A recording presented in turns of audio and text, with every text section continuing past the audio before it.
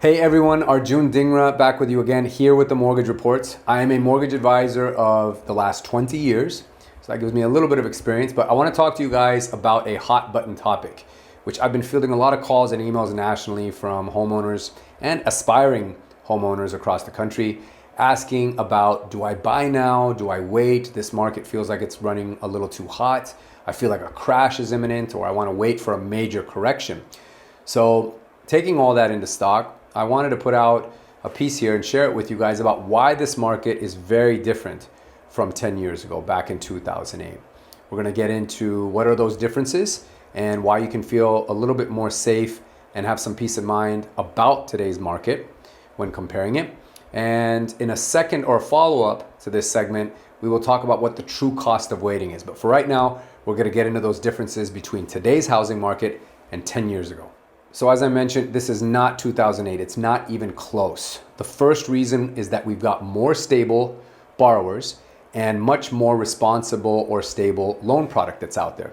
Borrowers that have applied for mortgages have had to really go through a pretty vigorous process. And those of you that have done a mortgage in the last few years, you know this.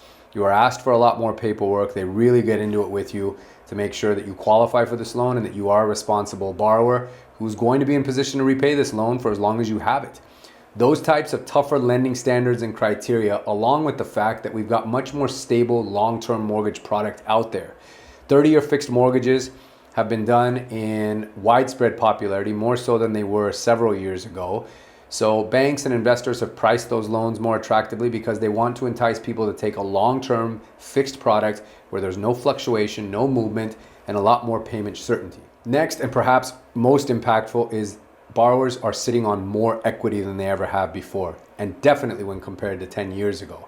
Because of those tougher loan standards that we just talked about, borrowers had to put down larger down payments. So naturally, they came into home ownership with a lot more equity than the average homeowner did that entered the market 10 years ago.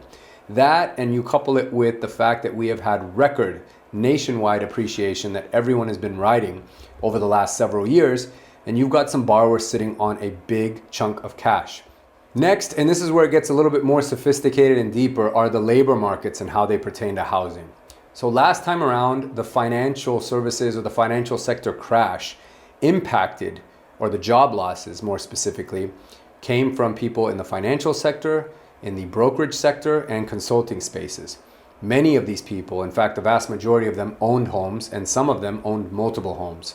So when they lost their jobs and they had to put little money down on those homes in the first place, you saw a flood of homes enter into quick fire sales, some short sales because they were upside down already due to an immediate correction in the market, and some actually were just sold in foreclosure or in actual court sales.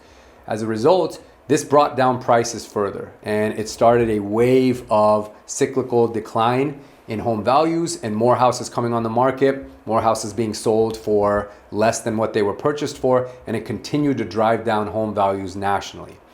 This time around, COVID and its shock to the economy and how it affected the labor markets was predominantly, at least initially, in the service sector.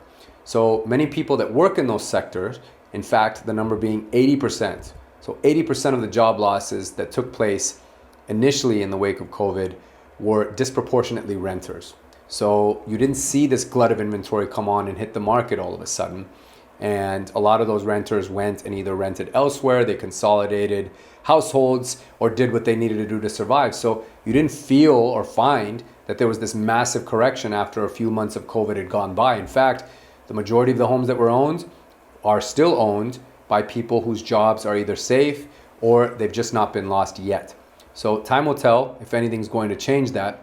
But you also had as well the federal government step in and work alongside banks, or maybe it was the other way around, to institute a national forbearance program.